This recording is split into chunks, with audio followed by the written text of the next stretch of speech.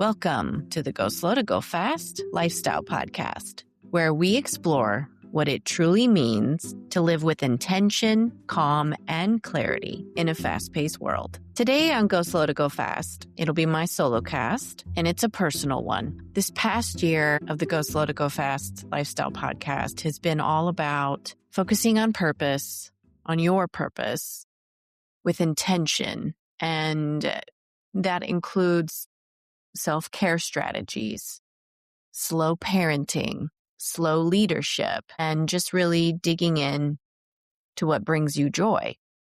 Today, I'm going to be talking about slow parenting and what that's really looked like for me as a mom of multiples, parenting triplets who are now 11. This is not a how-to or a parenting prescription. It's just a live story from me. So you get to know me a little bit more and hear what it's like to be a mom of multiples while also working. It's a lived story, one shaped by timing and values, exhaustion and joy, and a lot of slowing down. Not always by choice, but I've learned through the years that it's definitely better to slow down on your own terms than having to be forced to do it. When I met my husband, I was in the world of central office and supporting leaders in schools with testing, accountability. I was in a leadership position. It was high profile. I was very busy, but I knew I wanted more. I wanted to find my life partner and I wanted to start building a family. Little did I know it would all come in at the same time. So I wanted to be a leader. I wanted to be a mother and I wanted to be a partner. Well, all that came in pretty much in the next 5 years. I remember thinking, and when am I going to meet my forever person? When am I going to get that job, my dream job? And when am I going to have a family? It could not happen fast enough for me. I was taking steps. I started writing down what I wanted and I manifested my partner. He was right in front of me. I didn't realize I knew him already, but I just wasn't looking in the right places. And so I met my forever partner. We got married 10/9/10 in 2010. And then I started focusing on my job and what I wanted in my job.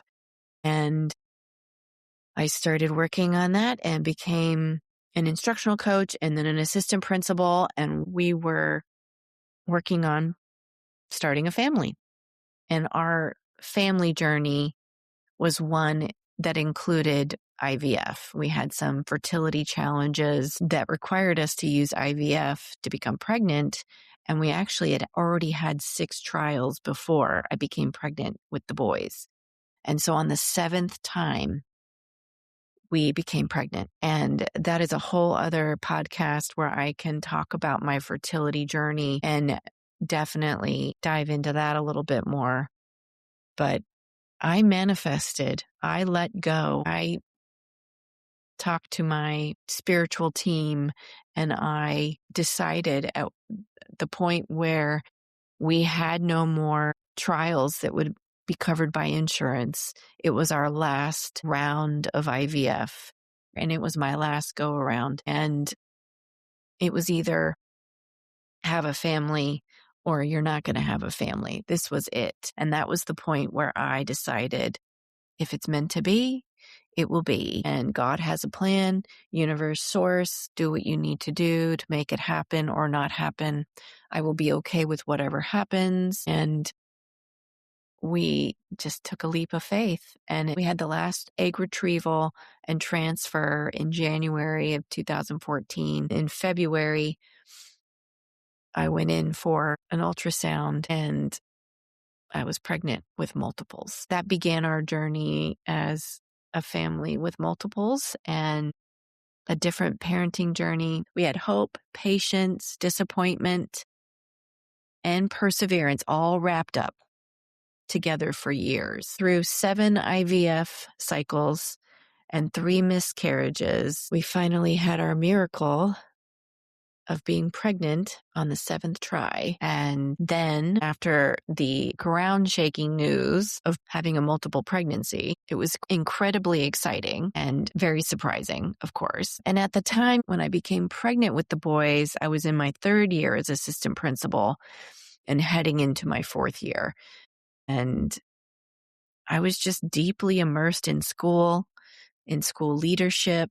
My career had always been central to my identity, my purpose, and my sense of contribution in the world. And so everything was getting ready to shift when I found out I was having triplets. So there we were. We were thrilled, we were overwhelmed, grateful, and facing a lot of unknowns. So questions started flooding into my brain. I was thinking, how am I going to carry 3 babies at once and make sure that they're nourished and I'm getting what I need and it's safe? How do you protect your health while growing 3 humans at the same time? How do you prepare emotionally for this? How do you prepare physically and practically for multiples? So I was on a mission. Somebody who is organized and I am task oriented. I like checklists and to-do lists. And I would say I'm still a little bit that way, but more so at that time in my life. And so that season taught me, yes, it's good to be organized and do your research. But then you're just going to have to let faith and trust take over and just believe that everything is going to work out well. And so there was a little bit of that season that taught me early on that control is really an illusion.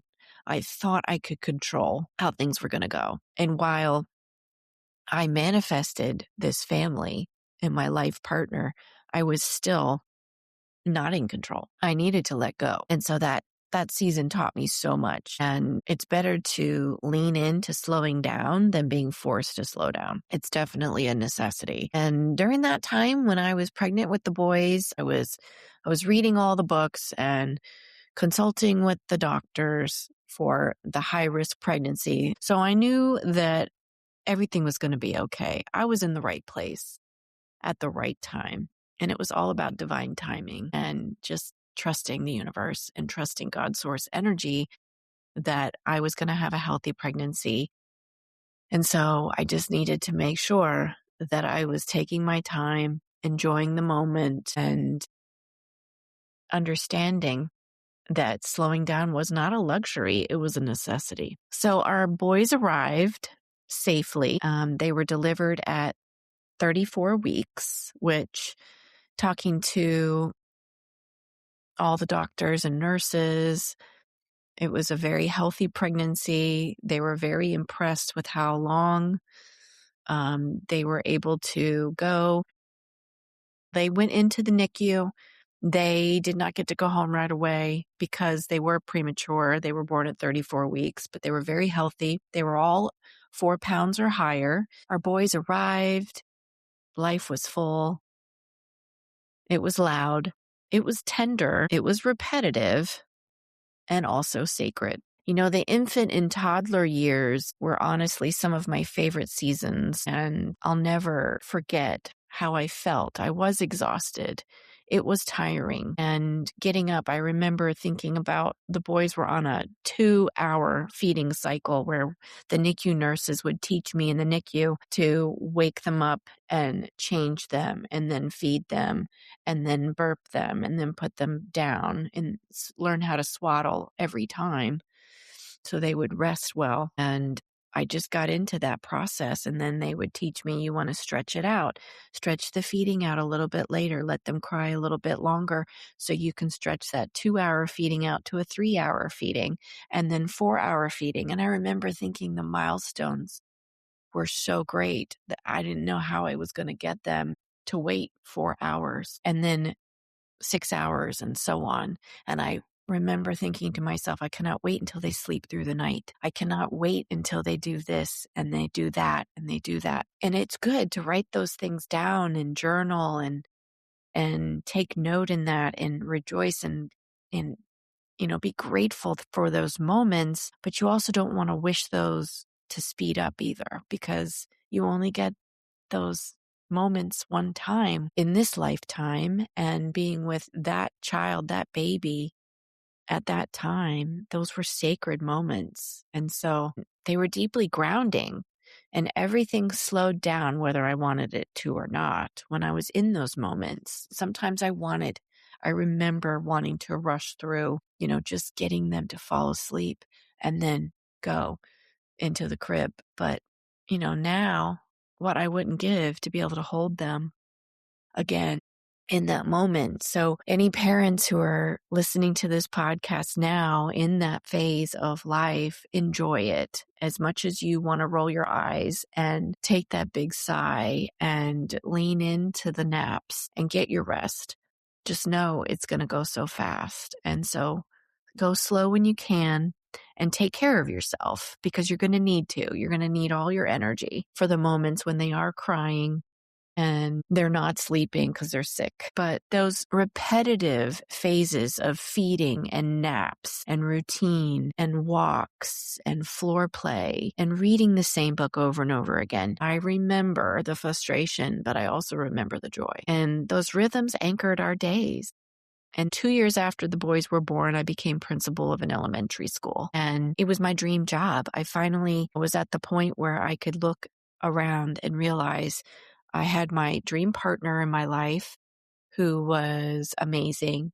He was a provider. He was a great father, already having had 2 children before these 3, and he had already been through all those phases, so he knew what to expect. We did have an au pair living with us during this time, so we could have the shift, support, because you need that when you have multiples. And so we had a au pair living in the home with the boys to take care of them when we were at work. And then when we got home from work, then it was our shift. And so my husband would have them for 3 to 4 hours. And then I would get home and I would take them from there to do the bedtime routine of bath, book, bed would be what I would do typically. And so there I was leading a school by day. I was parenting by night, toddler triplets, and it was intense. And there's no way to romanticize that phase. It was a season that, I have to be honest, it was crazy, but I loved every minute of it, even though there were times where I was,